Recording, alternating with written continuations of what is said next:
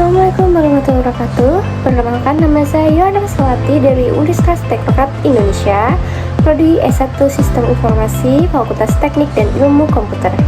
Di sini saya akan menjelaskan penerapan algoritma klasifikasi pada studi kasus customer churn, yaitu memprediksi apakah seorang pelanggan akan berhenti berlangganan atau tidak.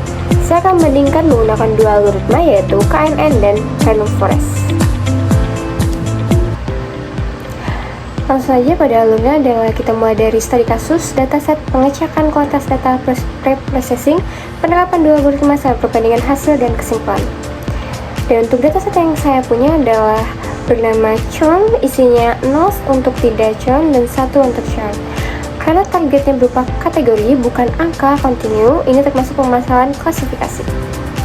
Sesuai kode yang saya buat, tujuannya adalah 3 multimodel untuk memprediksi kolom, membandingkan dua algoritma yaitu KNN dan Random Forest, selalu menghitung akurasi, precision, recall, dan V1 score untuk menentukan model yang terbaik.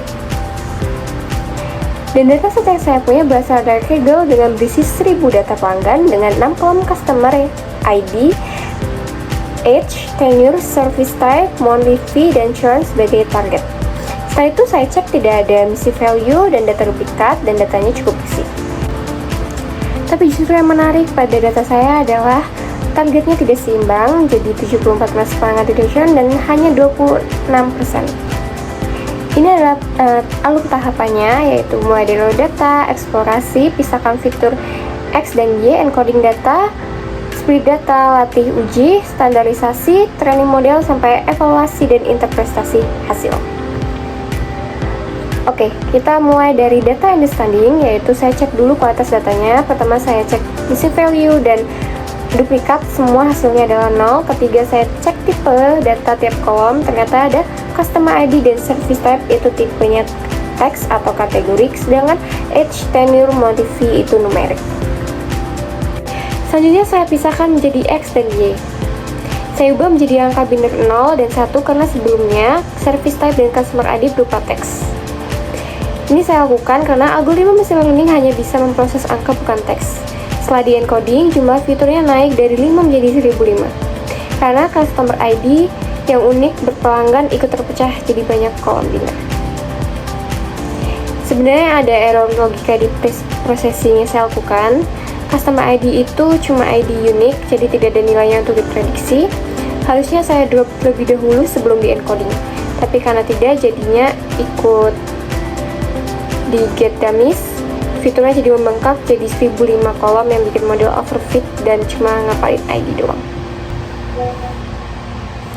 Setelah itu datanya saya bagi 80% untuk training dan 20% untuk testing. Setelah itu saya lakukan standarisasi dengan standar scaler agar semua fitur numerik punya skala yang setara. Ini penting khususnya untuk KNN karena KNN mengukur jarak antar data. Kalau skalanya beda jauh, misalnya usia 0 sampai 100 dibandingkan biaya bulanan 0 sampai 500, fitur dengan angka besar bisa mendominasi perhitungan jarak. Random Forest sendiri tidak butuh scaling karena dia bekerja dengan pembagian nilai, bukan jarak. Algoritma pertama yang saya pakai yaitu KNN. Cara kerjanya adalah untuk setiap data baru, KNN akan mencari key tetangga terdekat berdasarkan jarak, lalu mengambil label mayoritas dari tetangga-tetangga itu sebagai prediksi. Saya pakai K, artinya 5, artinya dilihat 5 tetangga terdekat. Sesuai kode, model dilatih pakai X-train scaler, yaitu Y-train, jadi datanya benar-benar sudah melalui standar scaler. Lalu diuji ke X-test scaler. Hasilnya akurasi skor menunjukkan akurasi KNN mencapai 89,5%. Yang kedua, algoritma yang saya pakai adalah Random Forest. Metode yang saya mulai membangun banyak decision tree. Di sini saya set menjadi 100 pohon, masing-masing dilatih dari sampel data dan fitur yang diacak. Lalu hasil akhirnya diambil voting mayoritas semua pohon.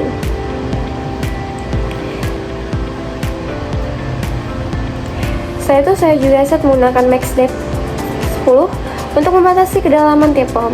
Berbeda dengan KNN, model ini dilatih menggunakan X-train dan X-test asli tanpa standar scaler. Hasilnya akurasi Random Forest hanya 74,5%, lebih rendah dari KNN.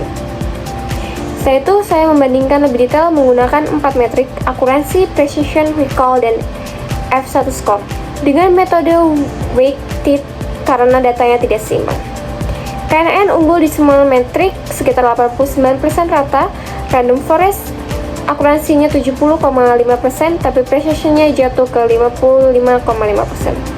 Nah, di pertemuan ini, precision yang jauh ini adalah sinyal bahwa Random Forest banyak salah tebak pelanggan cuan sebagai tidak cuan. Saya juga buat menggunakan confusion metric, yaitu untuk melihat data prediksi benar-benar di tiap kelas, dan correlation heatmap untuk melihat hubungan antar fitur numerik. Dari situ terlihat recall Random Forest 74,5% itu hampir sama persis dengan proporsi kelas mayoritas di data 74,3%. Yang artinya adalah model cenderung menebak tidak cuan untuk hampir semua data. Lalu di kode paling akhir saya mencari model yang terbaik dengan hasil persen, dan hasil menunjuk ke KNN dengan F1 score 88,95%. Saya pakai F1 score sebagai acuan karena datanya tidak seimbang. F1 score lebih adil karena mempertimbangkan precision dan recall sekaligus, bukan cuma akuransi. Kita lihat lagi pada kode training, KNN memakai input yang sudah distandarisasi, sedangkan Random Forest memakai data asli. Perbedaan input ini berjalan dengan selisih akurasi yang saya dapat, yaitu 89,5% berbanding dengan 74,5%. Saya juga lihat pada tabel matrix, precision Random Forest turun jauh lebih besar dibandingkan akurasinya, yaitu 55,5% berbanding dengan 74,5%. Baik, itu saja penjelasan saya mengenai penerapan algoritma KNN dan Random Forest pada prediksi pelanggan. Semoga penjelasan saya dapat dipahami, dan jika ada kesalahan dalam penjelasan saya minta maaf. Saya akhiri. Wassalamualaikum warahmatullahi wabarakatuh.